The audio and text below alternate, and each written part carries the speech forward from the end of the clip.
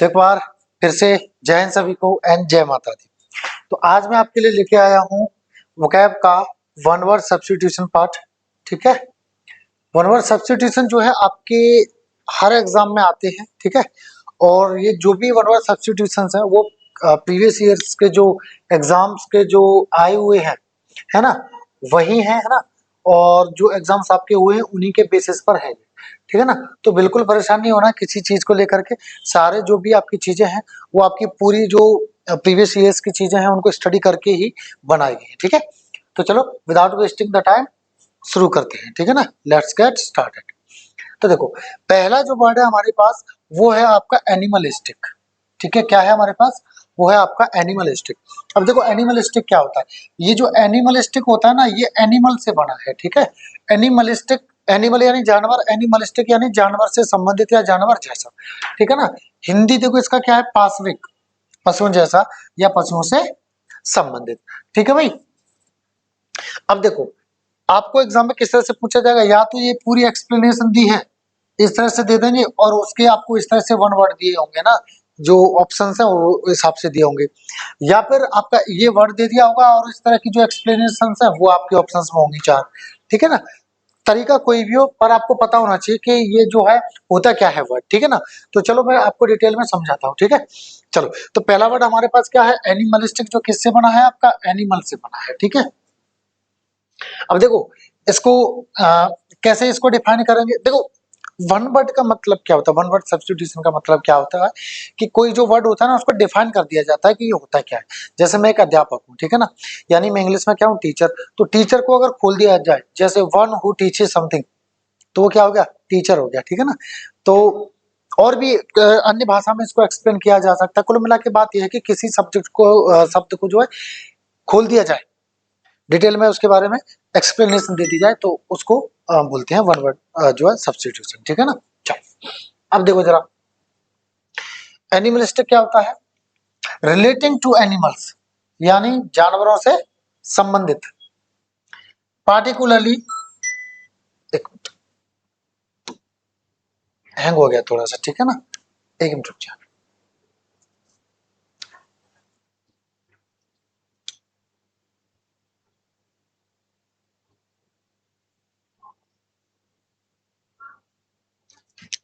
हाँ जी, तो ये क्या होता है, रिलेटिंग टू एनिमल्स यानी जानवरों से संबंधित।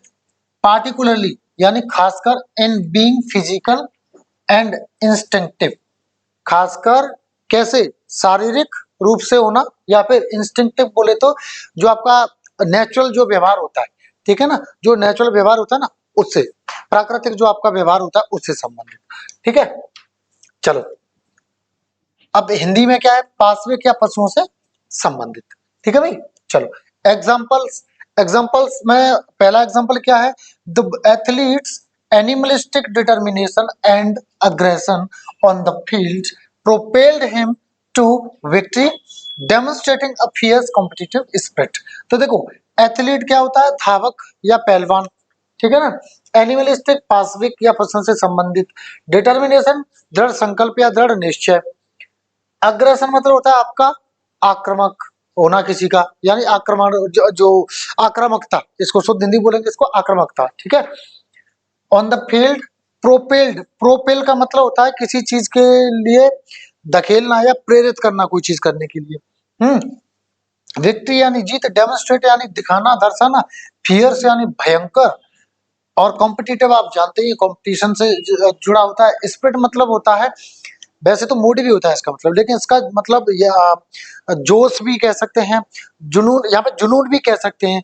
ठीक है ना, या एक उस तरह की जो कंपटीशन जैसी एक स्पिरिट, एक मूड बनाया है ना, एक आप आपके अंदर वो चीज जागृत की।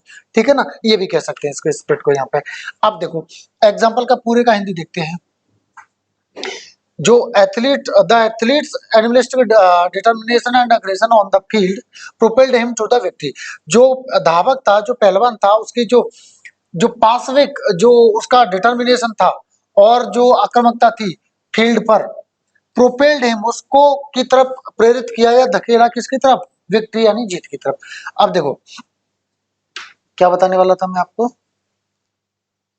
हाँ देखो यहाँ पे इसका अर्थ क्या है, देखो आपने देखा होगा कई बार, जैसे कोई भी जानवर हो, सांड वगैरह लड़ते हैं तो किसी चीज में अड़ गए तो अड़ गए, अब उसका होना है सो होना है, पर वो अड़ जा जिद्दी से होते हैं, जिद्दी से तो अड़ जाते हैं तो अड़ जाते हैं, इसलिए इसको एनिमलिस्टिक बोला है, ठीक है ना।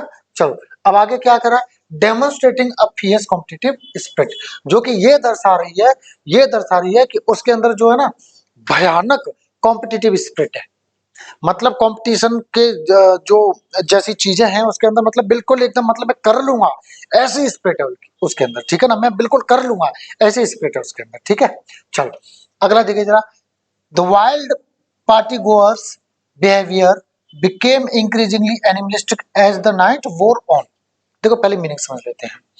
वाइल्ड यानी वैसे तो होता है आक्रामक भी कहते हैं, इसको भी कहते थे, ठीक है, आक्रामक या हिंसक, हिंसक कह सकते हैं इसको, ठीक है ना, हिंसक, ठीक है। वैसे वाइल्ड का मतलब क्या होता है, जंगली। अब जंगल में क्या होता है, कोई भी कहीं पे भी कैसे भी कुछ भी करता है, मतलब हिंसक के रूप में भी इस्तेमाल करते हैं, ठीक है ना। चलो और वाइल्ड मतलब जंगल भी होता है ना।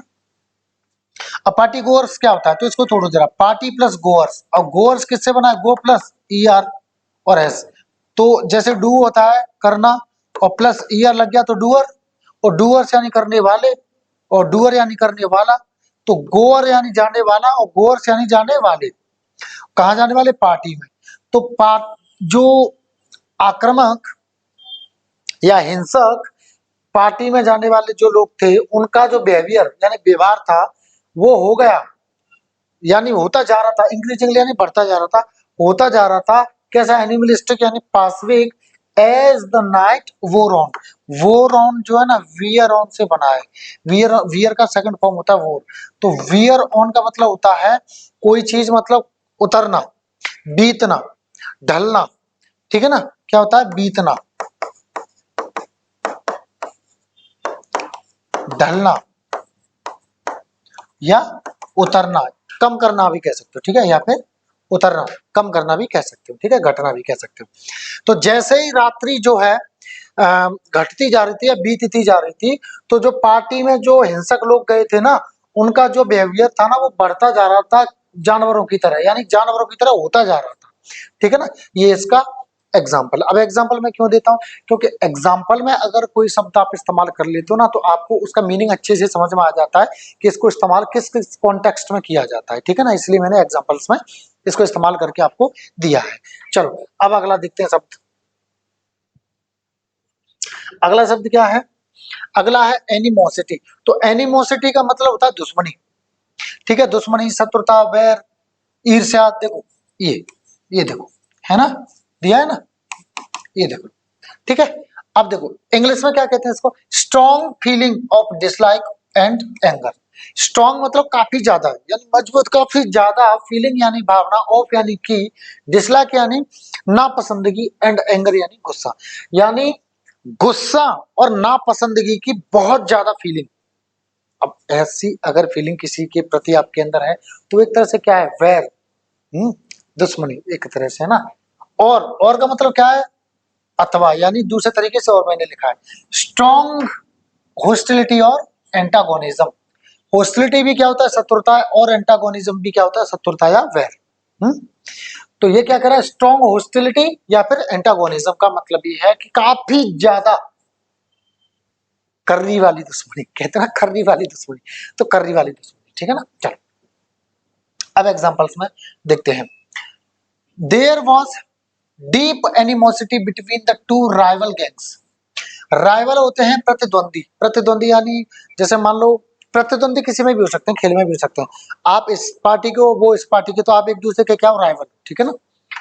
तो the there were sorry there was deep animosity, बहुत ही ज्यादा गहरी, डीप यानी गहरी, एनिमोसिटी यानी दुश्मनी थी, बिटवीन यानी के बीच में, द टू राइवल गैंग्स, दो जो प्रतिद्वंदी गैंग्स थे उनके बीच में काफी गहरी दुश्मनी थी, leading to frequent clashes and violences. Lead का मतलब क्या होता है, वैसे तो आपने पढ़ा हुआ है इसका मतलब नेतृत्व करना, लेकिन लीड का मतलब होता है की तरफ ले जाना, ठीक है ना। यहां से जैसे इधर ले जा रहे हैं तो ये क्या कर रहे हैं, आप जैसे कोई फोर्स कर रहा है उस चीज को, तो ये क्या कर रहा है, वो लीड कर रहा है इस चीज के लिए, ठीक है ना। जैसे नशा के लिए कहते हैं ना लीड टू इंटॉक्सिकेशन, नशे की तरफ जाना, तो वो लीड कर रहा है उस तरफ, ठीक है ना। चलो, तो लीडिंग टू फ्रिक्वेंट यानी अक्सर कर होने वाली चीज है। अब वो क्या है, क्लैशेस यानी लड़ाई झगड़े, वायलेंस यानी हिंसा। तो दो जो प्रतिद्वंदी गैंग्स थे उनके बीच में डीप एनिमोसिटी थी, जो जिससे क्या हो रहा था, जिससे हो रहा था अक्सर कर लड़ाइयां और हिंसा हो रही थी, ठीक है ना। ये हो गया। अगला देखो जरा, despite working in the same department, एक ही डिपार्टमेंट में काम करने के बावजूद भी, देखो डिस्पाइट को समझो, डिस्पाइट का एक और होता है क्या, इंस्पाइट, लेकिन इसके प्लस में हम लगाएंगे ऑफ, यानी इंस्पाइट ऑफ होगा। इसका जो हिंदी होता है वो होता है के बावजूद भी, ठीक है ना, इसका ये अर्थ होता है। डिस्पाइट के बाद में कभी ऑफ नहीं लगता है, याद रखना, ठीक है। कभी कभी एग्जाम्स में आ जाता है डिस्पाइट के बाद में ऑफ दे देते हैं, वो गलत होता है, ठीक है, याद रखना। चलो आगे देखते हैं। तो एक ही डिपार्टमेंट में काम करने के बावजूद भी there was an unmistakable air of animosity between the two colleagues making collaboration difficult. Unmistakable का मतलब है सुस्पष्ट, क्या हो गया, सुस्पष्ट, क्लियर, है ना। एयर ऑफ एनिमोसिटी मतलब जैसे कहते ना, अरे यार ऐसी कोई हवा उड़ रही है कि उसने ऐसा कर दिया वैसा कर दिया, है ना। तो दुश्मनी की हवा उड़ रही है उनकी, है ना, मतलब खबर फैल रही है। बिटवीन यानी के बीच में, द टू कलीग्स, दो सहकर्मी, कलीग मतलब होता है साथ में काम करने वाले, दो सहकर्मियों के बीच में। मेकिंग कोलैबोरेशन, जिससे क्या हो रहा है, मेक का मतलब यहाँ पे हो रहा है, होना, कोई चीज को होना, करना, यानी कोलैबोरेशन यानी साथ, संघ को बना रही है, क्या बना रही है, डिफिकल्ट यानी मुश्किल कर रही है, बना रही है, कर रही है मुश्किल, हिंदी पूरे का। एक ही डिपार्टमेंट में काम करने के बावजूद भी एक ऐसी सुस्पष्ट दुश्मनी की हवा है, मतलब एक सुस्पष्ट दुश्मनी की हवा उड़ रही है, या बात उड़ रही है, या बातें हो रही हैं कि मतलब दो जो कलीग हैं, जो सहकर्मी हैं, उनके बीच में क्या है, साफ साफ दिख रहा है कि उनके बीच में क्या है, एनिमोसिटी यानी शत्रुता या दुश्मनी है, जिससे क्या हो रहा है, जो संघ है, जो साथ है, वो कठिन हो रहा है, ठीक है ना। ये इसका हिंदी अर्थ है। चलो ये तो हो गया ये। अब अगला देखते हैं, अगला क्या है, अगला है कॉमिटी, ठीक है। कॉमिटी का मतलब होता है मैनर्स, तमीज, है ना, शिष्टता, भद्रता, है ना, सौजन्य भी कह देते हैं, ठीक है, हिंदी बोलते हैं इसको, लेकिन हिंदी नहीं आएगा, वहां पे क्या आएगा, ये आएगा। तो चलो इसको समझ लेते हैं, ठीक है ना। स्टेट, स्टेट मतलब होता है दशा, ठीक है ना। अच्छा, दिशा दशा में अंतर जानते हैं, नहीं जानते तो मैं बता देता हूँ। दिशा होता है डायरेक्शन, दशा होता है स्टेट, कंडीशन को बोल सकते हैं दशा, ठीक है ना। तो state of mutual courtesy, courtesy भी होता है शिष्टता, रेस्पेक्ट यानी सम्मान, बिटवीन इंडिविजुअल्स यानी व्यक्तियों के, और ग्रुप्स, ऑफन यानी अक्सर कर, इन सोशल और डिप्लोमेटिक, सामाजिक और कूटनीतिक। डिप्लोमेटिक का मीनिंग क्या होता है, कूटनीतिक, कॉन्टेक्स्ट यानी संदर्भ, कॉन्टेक्स्ट का मतलब क्या होता है, संदर्भ, लिख लिया करें, ठीक है ना। डिप्लोमेटिक, कूटनीतिक, कॉन्टेक्स्ट यानी संदर्भ, ठीक है। चलो अब देखते हैं, a state of mutual courtesy and respect between two individuals और ग्रुप्स, एक ऐसी स्थिति या दशा, एक ऐसी स्थिति जो आपसी शिष्टता या सम्मान को दिखा रही है, किसमें, बिटवीन इंडिविजुअल्स, व्यक्तियों के बीच में, या फिर ग्रुप्स के यानी समूहों के बीच में। ऑफन अक्सर कर इन सोशल और डिप्लोमेटिक कॉन्टेक्स्ट, एक सामाजिक या कूटनीतिक संदर्भ में, ठीक है ना। अब ये क्या होता है, देखो, जैसे मान लो आप कहीं जॉब करते हैं, ठीक है, या मान लो आप अपने गांव में जाते हैं, ठीक है ना। तो आपके जो बड़े होंगे, आप उनसे राम राम, जय माता दी, गुड मॉर्निंग, गुड आफ्टरनून, सलाम वालेकुम, अस्सलाम वालेकुम, जो भी है बोलते हो आप, है ना। और वो आपको उसी हिसाब से जो तमीज से पेश आते हैं, आप उनके जैसे बड़ों के अपनों के पैर छूते हैं, जो भी काम करते हैं, तो वो एक शिष्टता दिखाता है, ठीक है ना। या और कहीं जाते हैं जैसे किसी कंपनी वगैरह में, तो आप जो रेस्पेक्ट दिखाते हो या तमीज दिखाते हो, है ना, शिष्टता दिखाते हो, तो वो क्या है, वो आपकी कॉमिटी है, ठीक है ना। चलो एग्जांपल्स देख लेते हैं। Despite there political differences. अब देखो डिफरेंस का मतलब वैसे होता है अंतर, लेकिन यहाँ पे है मतों का अंतर, यानी मतभेद, भेद यानी अंतर, मत यानी विचार का, यानी विचारों में अंतर। तो डिस्पाइट देयर पॉलिटिकल डिफरेंसेस, तो उनके जो राजनीतिक जो मतभेद है उनके बावजूद भी the members of the committee conducted their discussions with comity. जो कमिटी के जो मेंबर्स थे उन्होंने डिस्कशन को किया। ये इसका मतलब होता है संचालन करना भी होता है इसका, ठीक है, संचालन करना और व्यवहार करना भी होता है, ठीक है, कंडक्ट का मतलब। तो जो उनके आपसी जो राजनीतिक जो मतभेद थे उनके बावजूद भी जो समिति के जो मेंबर्स थे उन्होंने डिस्कशन को किया। कैसे किया? शिष्टता के साथ। यानी वैसे तो आपसी उसमें क्या, उनमें क्या था, मतभेद थे, क्लेश होगा कोई, लेकिन जब डिस्कशन की बात आई तो उन्होंने अच्छे से की, तमीज से की, शिष्टता से की, ठीक है। चल आगे।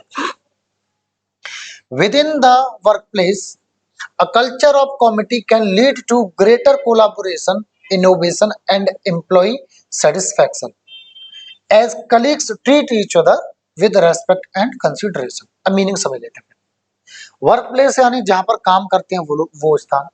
विदिन यानी के भीतर, कल्चर यानी संस्कृति, कॉमिटी श्रेष्ठता, लीड मतलब की तरफ ले जाना, ग्रेटर यानी काफी ज्यादा, कोलेबोरेशन यानी संग या साथ, इनोवेशन यानी नवीन कार्य कोई, है ना, नवीनता भी कह सकते हैं इसको। एम्प्लॉय यानी कार्य करने वाले लोग, सेटिस्फेक्शन यानी संतुष्टि, कलीग यानी साथ करने वाले लोग, एम्प्लॉय यानी काम करने वाले लोग और कलीग यानी साथ करने वाले, सहकर्मी, साथ काम करने वाले लोग। ट्रीट का मतलब होता है व्यवहार करना, है ना, ट्रीट का मतलब क्या होता है, व्यवहार करना। रेस्पेक्ट सम्मान, कंसिडरेशन मतलब होता है किसी का ख्याल होना, है ना, किसी का ख्याल रखना, है ना। जैसे कहते हैं ना कि यार कम से कम इस चीज का तो ख्याल रखो, हैव कंसिडरेशन फॉर दिस, ठीक है। तो किसी का ख्याल रख मतलब किसी का ख्याल रखना, है ना, ऐसे बोल देते हैं इसको, कंसिडरेशन, ठीक है। चलो तो देखो इसका अर्थ देखते हैं। Within the work place a culture of comity can lead to, work place पर यानी जहां काम करते हैं वहां पर एक ऐसी संस्कृति जो शिष्टता से भरी हो, कैन लीड टू, वो हमें ले जा सकती है, कहाँ ले जा सकती है, greater collaboration, innovation and employee satisfaction. एक काफी ज्यादा साथ, जो सबका साथ मिलकर काम करें वो, उसमें इनोवेशन है, नए नए कार्यों में नवीनता की ओर, और एम्प्लॉय सेटिस्फैक्शन यानी जो काम कर रहे हैं वहां पे लोग, उनकी जो संतुष्टि है इसकी तरफ भी हमें अग्रसर करेगा। एज चूंकि कलीग्स यानी जो सहकर्मी होते हैं, ट्रीट ईच अदर, एक दूसरे से के साथ व्यवहार करते हैं, विद रेस्पेक्ट एंड कंसिडरेशन, इसको लिहाज भी बोल सकते हैं, ठीक है ना, लिहाज, सम्मान और लिहाज के साथ, ठीक है ना, सम्मान और लिहाज के साथ, ठीक है ना। तो ये आपका सेंटेंसेस में इस्तेमाल करके भी बता दिया, ठीक है, बहुत आसान है, कोई परेशान वाली बात नहीं, ठीक है ना। चलो आगे देखो,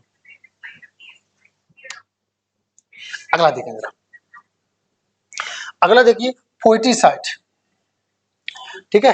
पोएटिसाइड, साइड जहां पे आता है ना तो इसका मतलब होता है हत्या करना, है ना, या हत्या, ठीक है। साइड मतलब आता है वहां पे मतलब हत्या, हत्या से जुड़ा हुआ सेंस आता है, ठीक है ना, मर्डर। चलो तो पोएटिसाइड का, साइड का मतलब इतना तो पता चलेगा किसी की हत्या की बात हो रही है। तो देखो इसकी जो हत्या होती है ना, वो उसकी हत्या होती है जो बच्चा जन्मा ना हो, जन्म से पहले किसी की जो है हत्या कर दे, उसको क्या बोलते हैं, पोएटिसाइड बोलते हैं, ठीक है ना। फीटस क्या होता है, फीटस होता है आपका भ्रूण, ठीक है ना, तो उसी से बनाइए, ठीक है। जरा देखो, the act of intentionally causing the death of a foetus, यानी एक ऐसा कार्य जो इरादतन, इंटेंशनली यानी इरादतन यानी इरादे से, कॉजिंग यानी का कारण बन रहा है, द डेथ यानी मृत्यु का कारण बन रहा है, ऑफ अ फीटस यानी भ्रूण, टिपिकली मतलब खास कर, टिपिकली मतलब की तरह के जैसा, ठीक है, टिपिकली बना टाइप से, ठीक है, की टाइप से, ठीक है, इसका मतलब कह सकते हैं के टाइप से, थ्रो अबॉर्शन और अदर मीन्स, के जरिए, थ्रो यानी के जरिए, अबॉर्शन यानी आप जानते हैं क्या होता है, नहीं जानते तो मैं बताता हूं, जैसे गर्भपात होता है ना, गर्भपात उसको बोलते हैं हम अबॉर्शन, और अदर मीन्स या बाकी किसी अन्य तरीके से, यानी एक ऐसा कार्य जो जानबूझकर एक भ्रूण की हत्या का कारण बने, चाहे वो अबॉर्शन के थ्रू हो या फिर किसी अन्य तरीके से, तो उसको क्या बोलेंगे हम? उसको बोलेंगे हम पोइटिसाइड। अब हिंदी में क्या बोलेंगे उसको? भ्रूण हत्या। ठीक है ना। अब एग्जांपल्स देख लेते हैं। Laws against foeticide aim to protect the rights and wellbeing of unborn children. Laws यानी नियम, जो कानून है, अगेंस्ट यानी के खिलाफ, पोइटिसाइड यानी भ्रूण हत्या के खिलाफ जो कानून है, एम यानी उनका लक्ष्य है, ये वर्ब होती है, ठीक है ना, लक्ष्य होना, जिसका लक्ष्य है। अब एम क्यों आया है? क्योंकि यहाँ पे ये प्लूरल है तो इसलिए ये प्लूरल आएगा, ठीक है ना, तो इसलिए प्लूरल आया।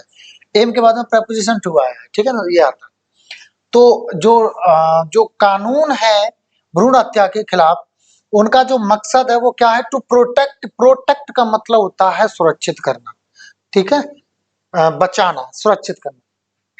तो जो वो लक्ष्य कर रहे हैं, वो क्या कर रहे हैं? वो बचाने का लक्ष्य कर रहे हैं। किसको? द राइट्स यानी जो अधिकार है, एंड वेलबींग। वेलबींग का मतलब होता है खैरियत, और जो खैरियत है किसकी? ऑफ अनबोर्न यानी जो अजन्मे, अजन्मे यानी जिन्होंने जन्म नहीं लिया है, चिल्ड्रेन बच्चों का, बच्चों के। बाय प्रोहिबिटिंग, प्रोहिबिट मतलब होता है रोकना किसी को, है ना, रोकना, पाबंदी लगाना, ठीक है ना। तो बाय प्रोहिबिटिंग यानी रोक कर, किसको रोक कर? एक्शंस को, यानी कार्यों को या एक्शंस को, ऐसी जो एक्शंस है दैट रिजल्ट इन, जिसका रिजल्ट निकलता है, जिसका जो फल निकलता है, जो जो जो कॉन्सिक्वेंस जिनका जो निकलता है, कहाँ निकलता है? Their deliberate termination. उसका जो क्या रिजल्ट निकलता है?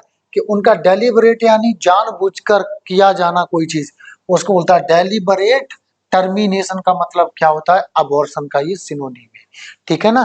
क्या होगा? गर्भपात, ठीक है ना। टर्मिनेशन जो आया वो आया टर्मिनेट से। टर्मिनेट का मतलब होता है खत्म करना, मिटाना। टर्मिनेशन यानी खात्मा किसी का, ठीक है ना। तो ये वही है। तो ये क्या कह रहा है पूरे का हिंदी एक बार फिर से मैं बता देता हूं। जो कानून बने हैं भ्रूण हत्या के खिलाफ, उनका लक्ष्य क्या है? ये है कि जो अधिकार या जो खैरियत है किसकी? जो अजन्मे अजन्मे बच्चे हैं उनको प्रोटेक्ट करना। और किस तरह से? बाय प्रोहिबिटिंग एक्शंस, उन कार्यों को रोक कर, दैट रिजल्ट इन, जिनका क्या रिजल्ट निकलता है, जिसका क्या जो जिनसे क्या होता है? In their deliberate determination, termination, कि उनको जानबूझकर उनको खत्म कर दिया जाता है, जन्म लेने से पहले मार दिया जाता है, उनकी हत्या कर दी जाती है, ठीक है ना, उनका खात्मा कर दिया जाता है, अबॉर्शन कर दिया जाता है। अगला, इन सम कल्चर्स, कुछ संस्कृतियों में फीमेल पोइटिसाइड ऑकर्स। फीमेल पोइटिसाइड क्या होता है? एक ऐसा भ्रूण जो फेमिनाइन हो, ठीक है ना, यानी स्त्रीलिंग हो। वो कब होता है? ऑकर यानी होता है, ऑकर मतलब होता है घटित होना, होना। कब होता है? व्हेन, जब पेरेंट्स चूज, माता पिता चुनते हैं क्या? To abort female foetuses. जो फीमेल जो फीटिसेस मतलब जो भ्रूण होते हैं उनको अबोर्ट यानी उनका गर्भपात करने का मतलब चुनते हैं, मतलब ये सोचते हैं कि ये लड़की है तो इसका गर्भपात करा दो। अब वो होता है किस वजह से? ड्यू टू, की वजह से, preference for male offspring. Preference वैसे होता है चुनाव, मतलब किसी को प्रीफर करना, चुनना, ठीक है ना, उसको बोलते हैं। तो जो है किसी को वरीयता देना, वैसे वरीयता कहते हैं, ठीक है। किसकी वजह से? जो वरीयता देते हैं किसको? For male offspring. ऑफस्प्रिंग मतलब होता है संतान। तो किस वजह से करते हैं? वो ये सोचते हैं लड़का हो जाए, लड़की ना हो, और जब लड़की होती है गर्भ में तो उसको क्या कर देते हैं? अबॉर्ट कर देते हैं। लीडिंग, जिससे हो रहा है, क्या हो रहा है? To gender imbalance in the population. जिससे क्या हो रहा है? जो लिंग का जो आपका जो इम्बेलेंस हो रहा है, इम्बेलेंस मतलब होता है बैलेंस नहीं है, लड़के ज्यादा लड़के ज्यादा लड़कियां कम, है ना। तो ये इम्बेलेंस हो रहा है, उसी वजह से हो रहा है, ठीक है ना। चलो अब देखते हैं अगला। अगला क्या है? अगला है आपका कनोसर, ठीक है ना। ये क्या होता है, ये पारखी होता है, मतलब किसी चीज को परखने वाले को बोलते हैं हम कनोसर, ठीक है ना। चलो स्पेलिंग इसकी जरा याद रखना, ठीक है ना। CONNOISSEUR, इसको ध्यान रखना, ठीक है ना, ये आती रहती है ना स्पेलिंग। इसका मतलब क्या होता है, पारखी या जानकार किसी का, कदरदान या जानकार, जानकार कर दें इसको, ठीक है ना, जानकार, ठीक है ना, जानकार कर दें, ठीक है। चलो अगला, अब देखो इसका समझ लेते हैं, ठीक है ना। थोड़ी आवाज कम कर ले, है ना, थोड़ी आवाज कम कर ले, थोड़ी आवाज कम कर लो, थोड़ी आवाज कम कर लो, आवाज कम कर, आवाज आ रही, ठीक है ना। देखो एक मिनट, चलो तो देखो अब क्या है, कनोसर, ठीक है ना। तो क्या होता है वो, a person who is highly acknowledgeable, नहीं एक्नोलेजेबल, नॉलेजेबल, अरे नॉलेजेबल, ठीक है, sorry. A person who is highly knowledgeable and discerning in a particular field. Knowledgeable यानी जिसको नॉलेज हो, जानकारी हो, और डिसर्निंग यानी ज्ञाता, किसी का जानकार। तो एक ऐसा व्यक्ति जो काफी ज्यादा जानकार या ज्ञानी हो इन अ पार्टिकुलर फील्ड, यानी किसी पार्टिकुलर, किसी खास फील्ड में, ठीक है, उसको क्या बोलेंगे, कनोसर, ठीक है ना। हिंदी क्या बोलते हैं उसकी, पारखी, कदरदान या जानकार, ठीक है, जानकार है, ठीक है। चलो एग्जांपल्स में देख लेते हैं इसको इस्तेमाल करके। An art connoisseur can identify the style, period and significance of different artworks. Artwork मतलब होता है शिल्प, कला, ठीक है, कला कोई। तो एन आर्ट कनोसर यानी किसी कला का जो पारखी होता है, कैन आइडेंटिफाई यानी पहचान सकता है, आइडेंटिफाई मतलब होता है पहचानना, द स्टाइल यानी उसका मतलब स्टाइल किसी का, पीरियड यानी समय, एंड सिग्निफिकेंस यानी महत्व ऑफ डिफरेंट आर्टवर्क्स, अलग अलग कलाओं का, ठीक है ना, अलग अलग कलाओं का, ठीक है ना। तो वो क्या कर सकता है, पहचान सकता है किसी भी चीज का स्टाइल, पीरियड या फिर महत्व, अलग अलग कला होती है उसकी, कौन, एक पारखी, ठीक है ना। चलो अगला देखते हैं। अ वाइन कनोसर मतलब किसी वाइन का जानकार या पारखी, है ना, कैन डिस्टिंग्विश, डिस्टिंग्विश का मतलब होता है भेद करना या अंतर करना या अंतर बताना। वो अंतर बता सकता है, सबटल यानी बहुत ही कम, जो छोटा होता है, बहुत ही छोटा, बहुत ही कम, है ना। सबटल डिफरेंसेस यानी छोटे छोटे अंतर बता सकता है, डिफरेंसेस यानी अंतर, इन फ्लेवर यानी स्वाद में, अरोमा यानी खुशबू में, एंड क्वालिटी यानी गुण में, अमंग यानी के बीच में, वेरियस टाइप्स ऑफ वाइन, अलग अलग प्रकार की, जो वेरियस यानी अलग अलग प्रकार की, काफी सारी, कई तरह की टाइप्स ऑफ वाइन, उनके बीच में, based on years of testing and experience, किसके बेसिस पर, उसके बेसिस पर जो उसको सालों का जो चखने का जो अनुभव है, चखना, उसने उसने जो सालों साल चखी है और उसको जो अनुभव हुआ है उसके दम पर, यानी कोई भी किसी चीज का पारखी हो, ठीक है ना, जैसे ये वाइन का पारखी है, तो वो आपको बता सकता है कि ये जो है ना अंतर क्या है, छोटे छोटे अंतर भी बता सकता है, फ्लेवर की बात करें, खुशबू की बात करें या क्वालिटी की बात करें, अलग अलग तरह की जो वाइन्स होती हैं उनमें अंतर बता सकता है, जो उसको सालों का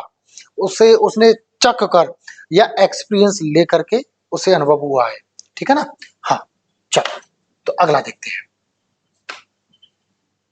कोई चीज नहीं समझ आती है प्लीज कमेंट कर दें, ठीक है ना। चलो देखो अगला, अगला है कुलिनरी, ठीक है ना। अब ये क्या होता है, ये होता है आपका भोजन से संबंधित या आपका कहें पाकशाला से संबंधित, ठीक है, वो भोजन पकाने से संबंधित या पाकशाला से संबंधित, ठीक है ना। चलो अब इसका ये देख लेते हैं एक्सप्लेनेशन या डिटेल। कंसर्न्ड विद यानी से संबंधित, और रिलेटेड टू, देखो कंसर्न के बाद में विद आता है याद रखना, और रिलेट के बाद में टू आता है याद रखना, ठीक है ना। चलो तो कंसर्न विद या रिलेटेड टू यानी से संबंधित, इसका मतलब क्या है, से संबंधित किससे, कुकिंग, पकाने से, और किचन या आपके रसोई घर से। अब रसोई घर से संबंधित है तो वहां तो कुकिंग का ही काम होता है, ठीक है ना। चलो अब देखो जरा एग्जांपल्स में, culinary art programmes offer training in cooking, baking and food presentation, preparing students for careers in the food industry.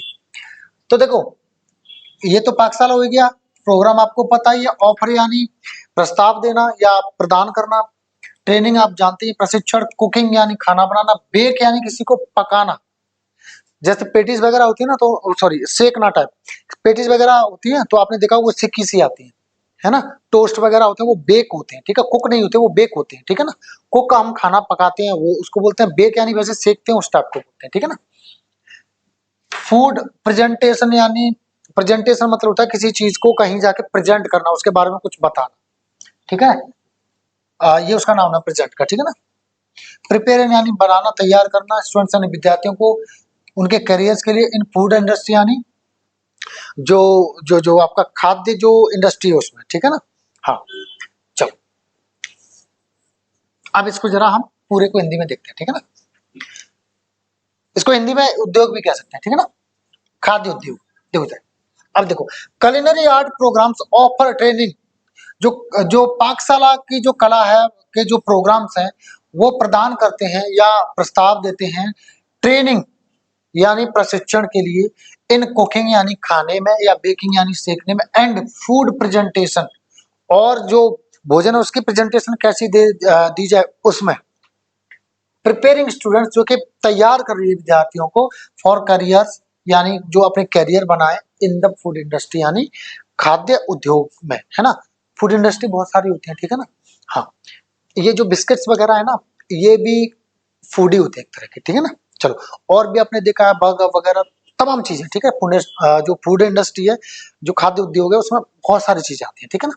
हाँ अगला देखो जरा, culinary traditions vary from culture to culture, जो पाकशाला से संबंधित जो जो ट्रेडिशंस है, प्रथाएं हैं, ट्रेडिशन यानी प्रथाएं, वेरी यानी बदलना, बदलती रहती हैं, फ्रॉम कल्चर टू कल्चर यानी हर संस्कृति में हर कल्चर में अलग अलग खाना पीने का जो है हिसाब किताब होता है। अच्छा अपने देश में देखो, साउथ की तरफ चले जाओ तो आपको चावल आवल ज्यादा मिलेंगे, है ना, और दिल्ली की तरफ चले जाओ तो चपाती वगैरह का ज्यादा ट्रेंड है, बिहार की तरफ चले जाओ अलग खाना, मतलब सब जगह अलग अलग खाना होता है, ठीक है ना। देखो जरा, तो वो बदलती रहती है मतलब वेरी करती है, with each reason having its on unique dishes, जो कि हर क्षेत्र, रीजन यानी क्षेत्र, हैविंग यानी है उसके पास, इट्स ऑन यानी खुद की, यूनिक यानी सबसे अलग, डिशेस यानी जो व्यंजन होते हैं ना अलग अलग खाने की जो जो जो आप कह सकते हैं भोजन, जैसे कहीं सब्जी कुछ और पसंद की जाती है, कहीं कोई चीज पसंद की जाती है, कहीं कुछ और तरह का खाना पसंद किया जाता है, तो उसको क्या बोलते हैं, उसको डिश बोलते हैं, ठीक है ना। और कुकिंग मेथड्स और खाना बनाने के तरीके भी अलग अलग होते हैं, एंड फ्लेवर प्रोफाइल्स, और जो फ्लेवर होता है ना, स्वाद होता है, उसका भी जो प्रोफाइल होता है, जो खाका होता है वो अलग अलग होता है, वो क्या है हर कल्चर में सबका अलग अलग होता है, तो वो वेरी करता है, ठीक है ना, ये बता रहा है। चलो अगला देखते हैं,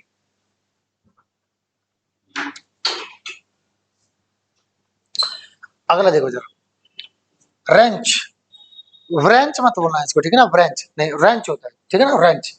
तो इसका मतलब क्या होता है, इसको ना एकदम से किसी को चीज को मरोड़ना या खींचना झटके वगैरह से, ठीक है ना, हिंदी में देखो जोर से या एकदम से झटका देकर खींचना या मरोड़ना, ठीक है ना, वही बात है। अब देखो जरा इंग्लिश में, टू पुल और ट्विस्ट वायलेंटली, खींचना या ट्विस्ट यानी मोड़ना बुरी तरह से, वायलेंटली यानी हिंसक रूप से, बुरी तरह से, और सडनली यानी एकदम से, है ना, अचानक से, इन ऑर्डर टू मूव और रिमूव, के मकसद से, इन ऑर्डर टू यानी के मकसद से, मूव यानी वहां से हटाने के, या रिमूव यानी मूव यानी वहां से चिगाने के, रिमूव यानी हटाने के या छुड़ाने के मकसद से, ठीक है ना। चलो आगे एग्जांपल्स देखते हैं, the news of her friend's death raised her hurt, जो उसके दोस्त की मौत का जो न्यूज था, समाचार था, खबर थी, उसने उसको झकझोर दिया, मरोड़ दिया उसके हार्ट को, ठीक है ना। तो जो उसके मित्र की मौत की जो उसको खबर मिली, उसने क्या उसके दिल को क्या है मरोड़ दिया, झकझोर दिया, ठीक है ना। अगला है, he wrenched her hand which caused her serious injury, उसने उसका हाथ मरोड़ दिया, ऐंठ दिया, जिससे क्या हो गया, जो कि कारण बना किसका, उसका सीरियस इंजरी, यानी जो सीरियस चोट लगी थी उसको, ठीक है, उसका कारण, ठीक है। तो ये आपको सेंटेंस में भी यूज होकर के पता चलेगा कि कैसे रेंज का इस्तेमाल करेंगे। अगला देखो जरा, देखो एनिमोसिटी।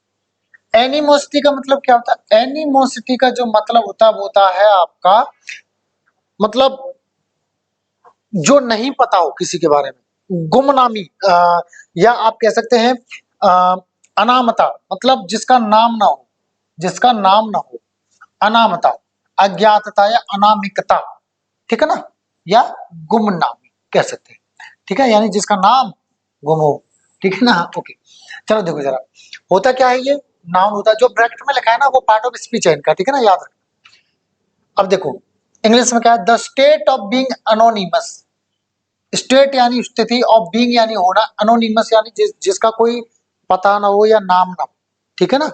हाँ, तो ऐसी दशा, और हैविंग वंस आइडेंटिटी कंसील्ड और अननोन, या फिर ऐसा होना कि किसी की जो पहचान, आइडेंटिटी यानी पहचान है, वो कंसील्ड यानी छुपी हुई है, या अननोन यानी पता नहीं है। दूसरी भाषा में नेमलेसनेस, नेमलेसनेस का मतलब क्या होता है, जिसका कोई नाम ना हो, ठीक है ना, मतलब गुमनामी, अनामता या अनामिकता, ऐसे कह सकते हैं, ठीक है। एग्जाम्पल देखते हैं, both mother and daughter who have requested anonymity are doing fine, दोनों माँ बेटी जिन्होंने रिक्वेस्ट की है, प्रार्थना की है अनोनिमिटी, कि हमारा नाम ना बताएं, इसको अनामता रहने दें, ठीक है ना, इसको क्या रहने दें, अनामता रहने दें, इसको गुमनामी रहने दें, आर डूइंग फाइन, वो अच्छा कर रहे हैं, यानी पूरा सपोर्ट कर रहे हैं जो भी है। अगला, if your anonymity is important to you, अगर आपकी अनामता आपके लिए आवश्यक है, जरूरी है, महत्वपूर्ण है, be prepare to make some sacrifices, तो तैयार रहिए कुछ सैक्रिफाइस करने के लिए, यानी कुछ त्याग करने के लिए। आगे, though tempted to break the economist shackles of anonymity, he regretfully declined, ठीक है ना, हालांकि उसको लालच दिया गया था, to break the economist shackles of anonymity, shackles होता है आपकी बेड़ियां, ठीक है ना, हथकड़ियां, हथकड़ियां, ठीक है ना, हालांकि उसको लालच दिया गया था कि जो अर्थशास्त्री है उसके जो अनामता है, जिसका नाम नहीं पता है, उसको बता दो हमें, मतलब ब्रेक द सेकल्स का मतलब यह है कि बारे में कुछ खोल देना, मतलब रहस्य बता देना, ठीक है। ही रिग्रेटफुली डिक्लाइंड, लेकिन उसने क्या किया, बताया नहीं, और खेदपूर्ण उसने मना कर दिया। डिक्लाइन का मतलब क्या होता है, मना कर देना या कैंसिल कर देना, ठीक है ना। डिक्लाइन का मतलब एक होता है कम करना या कम होना भी होता है, ठीक है ना। चलो, तो उसने मना कर दिया, लोगों ने उसको लालच दिया होगा कि लो पैसे ले लो यार, नाम बता दो उसका, लेकिन उसने क्या किया, मुझे इस चीज का खेद है, मैं ये नहीं बता सकता, सॉरी, ठीक है ना, ऐसे। चलो अगला, अगला है आपका ट्राइलिंगुअल। तो ट्राई मतलब होता है तीन, लिंगुअल यानी भाषीय, यानी जिसको तीन भाषा आती हो, यानी त्रिभाषी, ठीक है। तो able to speak three languages fluently, यानी ऐसा कोई व्यक्ति जो तीन लैंग्वेज बोल ले फ्लुएंटली, धारा प्रवाह, ठीक है। एग्जाम्पल, अ ट्राइलिंगुअल डिक्शनरी कंटेन्स, एक जो त्रिभाषीय जो डिक्शनरी होती है, शब्दकोश होता है, कंटेन्स उसमें होता है, क्या होता है, translations and definition in three languages, translation या परिभाषाएं तीन भाषाओं में होती है। ट्रांसलेशन का मतलब क्या होता है, एक चीज से दूसरी चीज में बदलना भाषा में, ठीक है ना। एडिंग, एड यानी मतलब होता है मदद करना, एड का मतलब क्या होता है, मदद करना, ठीक है ना, यानी हेल्प, ठीक है ना। Adding communication and understanding across linguistic barriers, जो कि मदद कर रही है या जो कि मदद करती है किसमें, कम्युनिकेशन, कम्युनिकेशन का मतलब होता है बातचीत करना, एंड अंडरस्टैंडिंग यानी और समझ में, अक्रॉस यानी सब जगह, लिंग्विस्टिक बैरियर्स, जहाँ भाषा की जो बाधाएं वहां पर भी भाषा की बैरियर्स, बैरियर्स यानी बाधा होता है। लिंग्विस्टिक बैरियर्स का मतलब क्या होता है, जैसे मान लो मुझे इंग्लिश आती है, हिंदी आती है, लेकिन मान लो मुझे स्पेनिश या फ्रेंच नहीं आती है, और कोई फ्रेंच मेरे सामने आ जाए और वो सिर्फ फ्रेंच जानता है, तो वो हमारे बीच क्या है, लैंग्वेज बैरियर है, ठीक है ना, यानी हम एक दूसरे की लैंग्वेज नहीं समझ पा रहे हैं, बाधा है, ठीक है ना, इसलिए इसको ऐसे बोलते हैं। चलो आगे बढ़ते हैं, अगला देखो, ठीक है ना, last word of the day, last word है आज का ये, ठीक है ना। चलो, मल्टीलिंगुअल, मल्टी यानी अनेक, लिंगुअल यानी भाषी, यानी जिसको अनेक भाषाएं आती हो, बहु भाषी, ठीक है, एबल टू स्पीक, अंडरस्टैंड और यूज सेवरल लैंग्वेजेस, यानी एक ऐसा व्यक्ति जो सक्षम हो किसमें बोलने या समझने या फिर आ, इस्तेमाल करने में कई सारी, सेवरल यानी अनेक या कई सारी भाषा, ठीक है ना। एग्जांपल्स देखते हैं, 3 दिए हैं।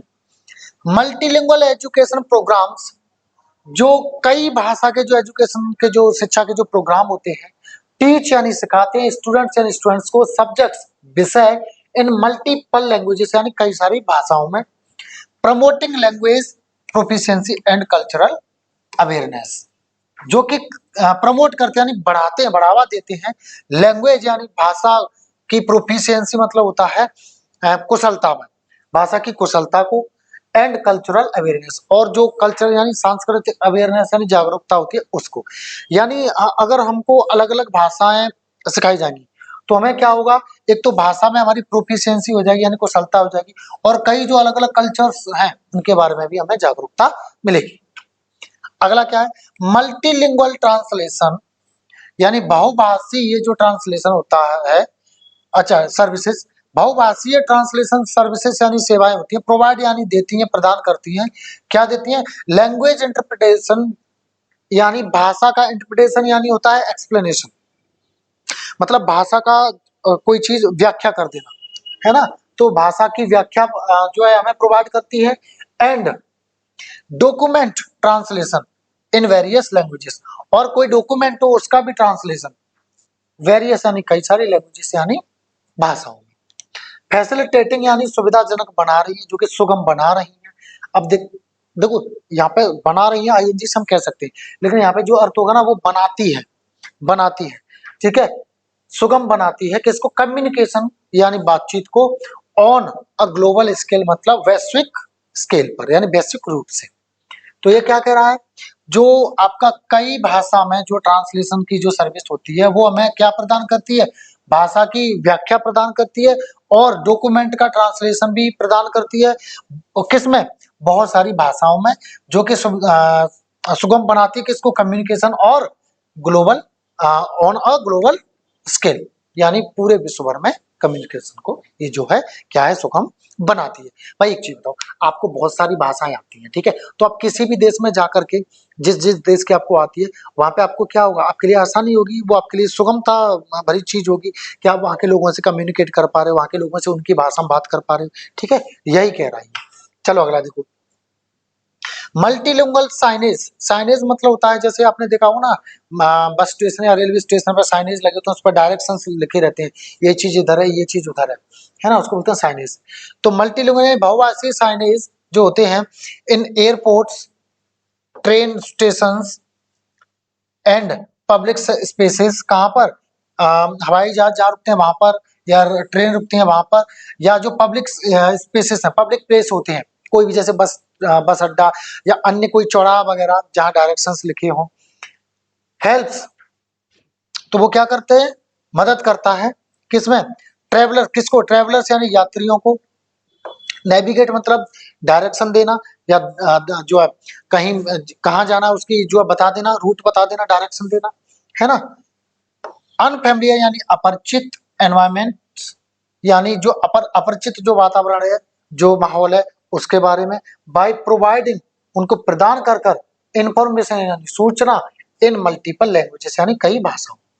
तो ये क्या कह रहा है, ये कह रहा है कि जैसे जो साइनेज वगैरह लगे रहते हैं ना वहां पे, उसमें कई भाषा में अगर साइनेज लगे होंगे तो उससे क्या होता है, उससे ये होता है कि कोई व्यक्ति जो यात्री वगैरह है और उसको वहां की चीजों के बारे में पता नहीं है, तो उसको क्या होगा, उसको नेविगेट यानी उसको डायरेक्ट करेंगे, यानी उसको बताएंगे कि ऐसे जाओ, ऐसे करो, ये यहाँ मिलेगा, ये यहाँ मिलेगा, ठीक है, उसको इंफॉर्मेशन मिल जाती है, ठीक है ना, कई सारी लैंग्वेजेस। तो उसके लिए क्या हो जाता है ये, उसके लिए हो जाता है ये आसान, ठीक है ना।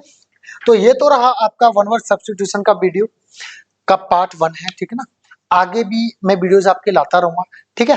और इसी तरह की वीडियोस पाने के लिए please subscribe the channel and like the video, और इसको अपने फ्रेंड्स के साथ में जो है शेयर करें, ठीक है, सपोर्ट करें। अभी नया चैनल है, ठीक है, और पहली बार ऑनलाइन में आया हूँ, तो आपका भर भर के सपोर्ट चाहिए, बिना उसके कुछ भी नहीं हो सकता, ठीक है।